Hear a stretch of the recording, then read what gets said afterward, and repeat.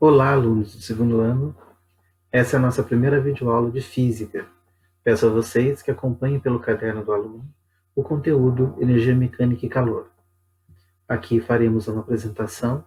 Ao final, você tem um link para um formulário de avaliação. Peço a vocês que anotem aquilo que você achar mais interessante, reveja o vídeo, reveja a apresentação e tire suas dúvidas através do aplicativo Classe de Aula do Google, que você já tem acesso. Pode mandar por e-mail também as suas dúvidas. Energia mecânica e calor. A temperatura de um corpo ela está diretamente associada à energia cinética, quer dizer, ao movimento que o corpo tem, as moléculas que um determinado objeto tem. Uma vez que a energia cinética está ligada à temperatura, quando você aumenta a energia cinética das moléculas, você aumenta o movimento que os objetos têm, você aumenta a temperatura desse objeto. Lembra, por exemplo, quando você faz uma atividade física, quanto mais intenso é o movimento que você realiza, você sente a temperatura do seu corpo aumentar. Por outro lado, se você diminui a energia cinética, você diminui o movimento das moléculas, isso vai implicar uma diminuição da temperatura. Então, a transferência da energia cinética em sólidos é análogo a uma força elástica. Imagine você esticando um elástico. Aquilo que está pouco agitado e aquilo que está muito agitado. Vai haver uma transferência de energia daquele objeto que está mais agitado para aquele que está menos agitado. Aquele que está menos ganha energia, aquele que está mais agitado perde a sua energia. Entre gases, essa transferência de energia acontece através de colisões. Nos gases, as moléculas estão se movimentando, estão se colidindo uma à outra, a energia cinética das moléculas elas vão se colidindo, no caso aí vai transferindo a energia cinética. Na colisão, alguns ganham energia, outros perdem energia. E nós já vimos aí, já passamos para vocês já em outras aulas, que energia cinética ela é energia transferida devido à diferença de temperatura. Isso é energia. Energia é a transferência de energia, o calor é transferência de energia pela diferença de temperatura. Um objeto que está mais quente, vamos usar esse termo mais quente, vai transferir a sua energia para aquele objeto que está mais frio. Moléculas em mesmo meio tendem a homogeneizar suas energias cinéticas. Então, as energias que cada um tem, elas vão se igualar. Então, quem tem mais energia vai transferir a sua energia para aquele que tem menos energia. Energia é sempre transferida do corpo com maior temperatura para o corpo com menor temperatura. Moléculas mais energéticas transferem parte de sua energia para os demais por meio de interações. Elas podem estar coladas uma à outra ou através de um processo de radiação, né? Pode haver essa transferência de energia. As com menos energia cinética passam a ter mais energia cinética. As com mais energia cinética passam a ter menos energia cinética. Então, em outras palavras, aquele que tem mais energia vai perder para aquele que tem menos. Aquele que tem menos vai ganhar daquele que tem mais. O processo de troca de energia acaba quando a energia cinética, portanto a temperatura, se torna homogênea. Eles igualam as temperaturas. A terminologia utilizada aqui, que a gente vai colocar para vocês, é: o corpo recebeu calor. Significa que o corpo aumentou a sua quantidade de energia interna, devido ao mecanismo calor, o qual possibilitou a transferência de energia da vizinhança para o corpo. Então, o meu corpo recebe calor porque eu recebo energia da minha vizinhança, aquilo que está ao meu redor. O atrito gerou calor. É uma expressão incorreta. Calor não é algo que possa ser gerado. Eu não gero calor. Contudo, podemos dizer que o trabalho realizado pela força de atrito, então imagine você esfregando um objeto, proporciona aumento da temperatura. Você está atritando duas superfícies, você está fazendo com que haja um aumento da temperatura. Você converte a energia mecânica do movimento, né, em energia interna de agitação molecular. O mesmo resultado poderia ser obtido através de transferência de energia pelo mecanismo calor, mas ocorreu pelo mecanismo trabalho. Então, essa seria a ideia do calor para a gente. Expressões populares. Hoje está muito calor nessa sala. Expressão errada. O correto é dizer: a temperatura dessa sala está muito alta. Calor é energia térmica em movimento, em trânsito. Calor, nós temos algumas unidades importantes. No sistema internacional, o calor ele é definido como sendo joule, representado pela letra J. E o joule é definido como sendo quilograma metro ao quadrado dividido por segundo ao quadrado.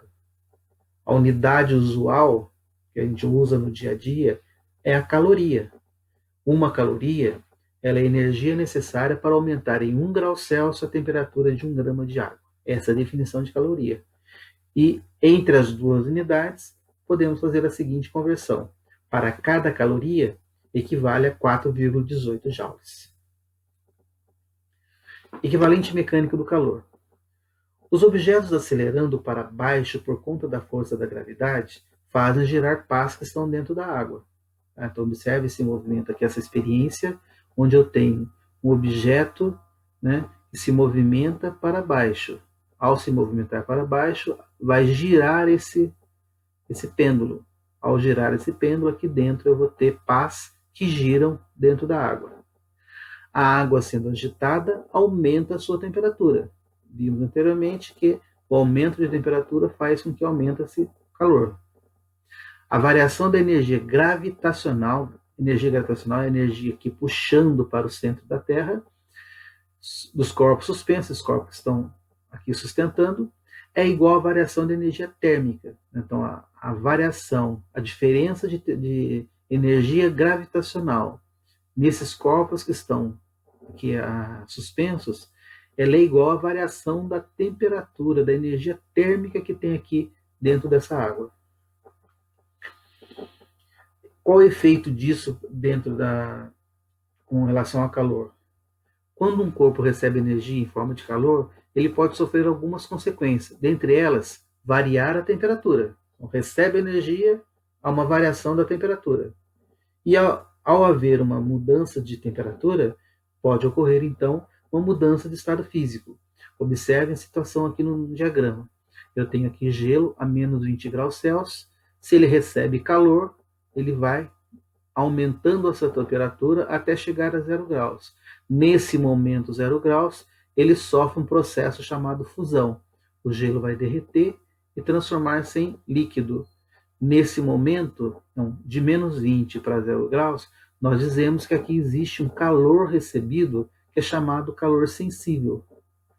No momento onde acontece a fusão do gelo, quer dizer, a transformação para estado líquido, nós temos aqui o que a gente chama de calor latente, né? O calor necessário para mudança do estado físico.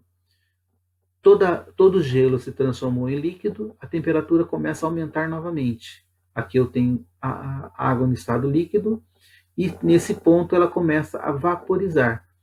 No estado líquido, se ela está recebendo calor, dizemos que nós temos aqui um calor sensível também. Nesse momento, a água começa a se transformar para vapor. Então, aqui no momento eu tenho no recipiente líquido e vapor. Nesse momento eu tenho um calor latente, um calor que o objeto está recebendo para mudar de estado físico, estado de líquido para vapor. Terminou a transformação de todo líquido para vapor, a temperatura começa a aumentar novamente. Novamente eu tenho calor sensível. Então, definindo então, quando o valor recebido faz variar a temperatura, muda, por exemplo, de menos 20 para 0, aqui há uma variação de temperatura, dizemos que existe um calor sensível. Quando o calor recebido ele serve apenas para mudar o estado físico, não há variação de temperatura. Observe que aqui no caso da fusão, a temperatura continua 0 graus, no caso da ebulição continua 100 graus. Nesse momento nós temos um calor latente, né? Então nós temos duas formas de calor, efeito microscópico dessa variação da energia interna. O calor ele pode ser chamado sensível ou latente. Ele é um calor sensível quando ele causa uma variação de temperatura. E é um calor latente quando ele serve para mudar o estado físico da substância. Calor sensível. Então, um pouquinho mais sobre isso. Ao fornecermos a mesma quantidade de calor para dois corpos de massas diferentes, verificamos que o de menor massa sofre maior aumento de temperatura. Ou se você tiver dois objetos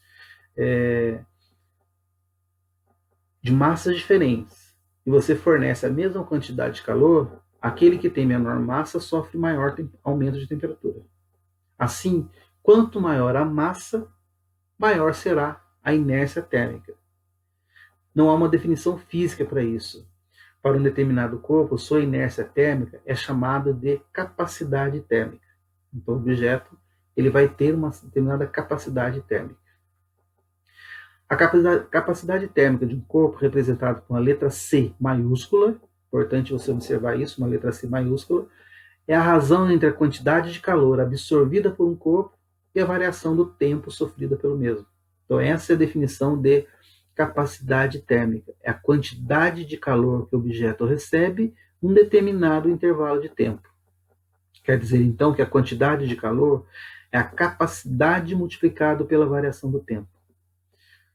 A capacidade ela é medida, a terminologia para ela é Joule por Kelvin. Joule é uma unidade de energia, Kelvin unidade de temperatura. Ou então, eu posso dizer também que a capacidade ela é caloria por grama. Essa é uma unidade usual, essa é uma unidade no sistema internacional. Por simplicidade, consideramos que a capacidade térmica apresenta constante durante o experimento. Então, durante todo o experimento, a capacidade térmica ela é constante, não há variação. Isso seria a capacidade térmica, representada pela letra C maiúscula. E o calor específico, representado por uma letra C minúscula.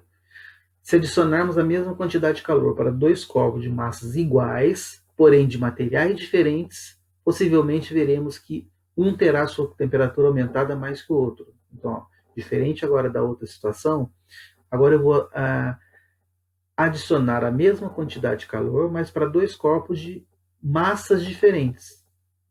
Né? As massas iguais, desculpa. Mas o material é diferente. Por exemplo, madeira e ferro. A propriedade ligada como uma substância com determinada massa utiliza o calor para aumentar a sua temperatura é chamada de calor específico. Esse calor específico, então, ele é uma constante, um valor específico do material. Por isso o nome calor específico. Depende do material que está se trabalhando. Sua relação com a capacidade é dada por capacidade é a massa do objeto multiplicado pelo calor específico. Então, capacidade térmica depende da massa e do coeficiente do calor específico. Então, cada objeto vai ter uma determinada massa e um calor específico correspondente, onde M aqui é a massa do corpo. Então, a capacidade térmica, a unidade dela é Joule por quilograma Kelvin. No sistema internacional ou no sistema usual, caloria por grama grau Celsius. Como cada objeto tem um calor específico diferente, vejam aqui na tabela, onde eu tenho as substâncias e o valor do calor específico. Né? O quanto o material tem de diferença de um calor específico para outro. O calor específico representa a energia térmica, a inércia térmica de uma unidade de massa do material de que é feito o corpo. Para a água, o calor específico ele é definido como sendo 1 grau, 1 caloria por grama grau Celsius, reforçando a definição de que caloria é a quantidade de calor necessária para aumentar 1 grau Celsius a temperatura de 1 grama de água. Então, para a água, o calor específico dela é 1. Com base nela, nós temos a definição das outras substâncias. Quanto maior o calor específico de uma substância, maior calor será necessário para que a sua temperatura seja aumentada. Então, quanto mais eu tenho esse calor específico que aqui aparece, mais eu tenho que fornecer energia para que a sua temperatura aumente. O calor sensível, então, é representado por essa fórmula, que é igual a MC ΔT. A gente vai usar essa fórmula nos exemplos daqui a pouco. Convenção de sinais.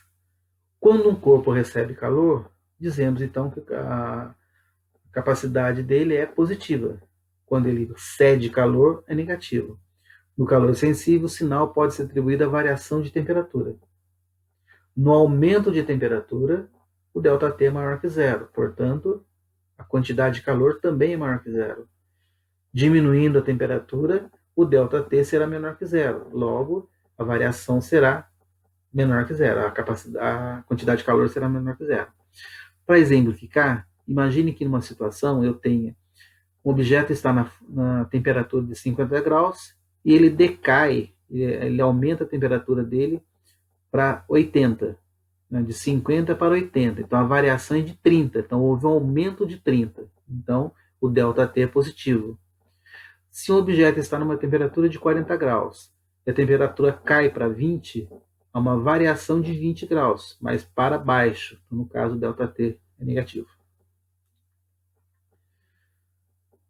Chamamos um sistema termicamente isolado, quando os corpos dentro desse sistema trocam calor somente entre si e não com a vizinhança. Então, imagine então um sistema onde eu tenha ele totalmente isolado. Quer dizer que o calor que está dentro desse recipiente, ele não é trocado com a parte externa. Somente os objetos que estão dentro desse sistema que trocam calor entre si. Então, esse é o chamado sistema termicamente isolado.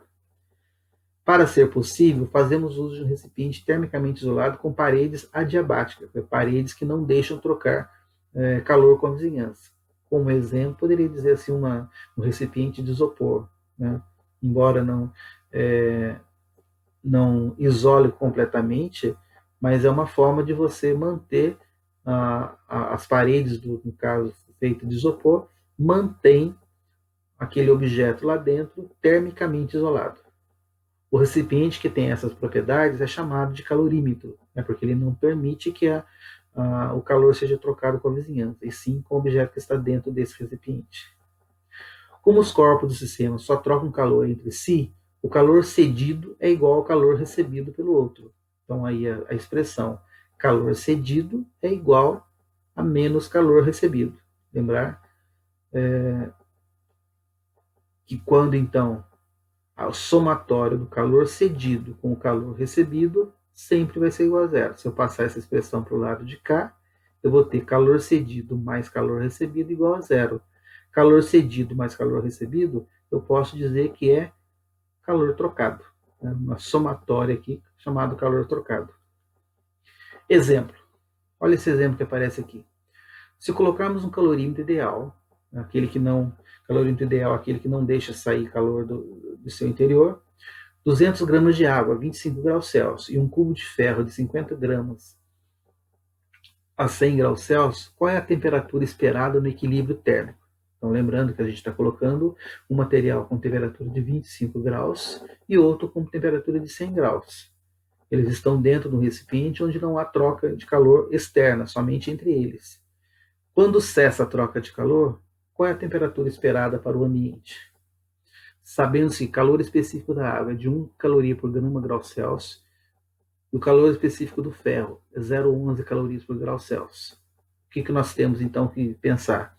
Se esses objetos estão dentro do recipiente onde não há troca de calor para o externo, então a quantidade de calor será aquele ΔQ, a somatório da quantidade de calor trocada. Será sempre igual a zero.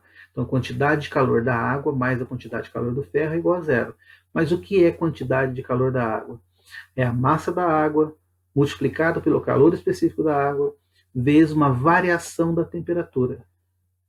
Calor do ferro é a massa de ferro mais o calor específico do ferro vezes a variação de temperatura. E isso tudo igual a zero. A massa da água, 200 gramas de água. Calor específico da água, vale 1. Temperatura, bom, a temperatura, a água está a 25 graus Celsius e ela vai por uma temperatura que eu não conheço ainda. Então, a variação de temperatura é a temperatura final T menos a temperatura inicial, 25.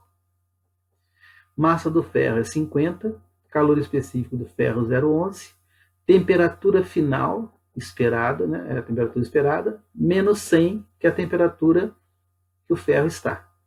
Tudo isso igual a zero. Realizando as multiplicações, 200 vezes 1 dá 200, 200 vezes T, 200T, 200 vezes 1, 200, vezes 25 dá 5.000, mais 50 vezes 0,11 dá 5,5 T menos 50 vezes 0,11 vezes 100, 550. Realizando a soma dos elementos semelhantes, 200T mais 5,5T, 205,5T, menos 5.550. Isso igual a zero. Então, a temperatura está aproximadamente 27 graus Celsius. Então, essa é a temperatura esperada no equilíbrio térmico, onde não há mais troca de calor. Um calorímetro é chamado real, né? O calorímetro real é aquele que impede a troca de calor com o meio externo. Mas ele mesmo também pode trocar calor com o corpo que está dentro dele. Se o problema fornece a capacidade térmica do calorímetro, devemos utilizar a capacidade térmica do calorímetro é a quantidade de calor do calorímetro é a capacidade dele multiplicada pela variação do tempo, da temperatura. Também deve ser considerado o somatório dos calores trocados. Exemplo: um calorímetro real de capacidade térmica 50 calorias por grau Celsius, contendo água, 200 gramas de água a 25 graus Celsius, introduzimos um cubo de ferro de 50 gramas a 100 graus Celsius. Qual é a temperatura esperada no equilíbrio térmico? Então, da mesma forma do outro, eu vou ter, então, que o somatório da quantidade de calor é igual a zero. Só que, nesse caso, eu tenho que considerar quantidade de calor da água, quantidade de calor do ferro, mais a quantidade de calor do calorímetro.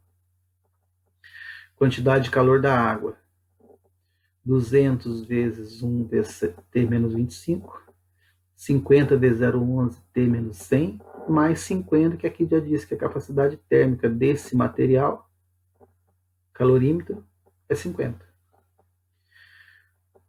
Realizamos as multiplicações, fazendo todas as contas, chegaremos a 26,7 graus Celsius. Essa é a temperatura do equilíbrio térmico. Chegamos aqui ao final. Espero que você tenha acompanhado. Reveja o assunto. No e-mail que você está recebendo tem um link para um formulário onde você pode resolver algumas questões baseado nos exemplos que a gente acabou de apresentar. Tenham todos um bom estudo e até a próxima.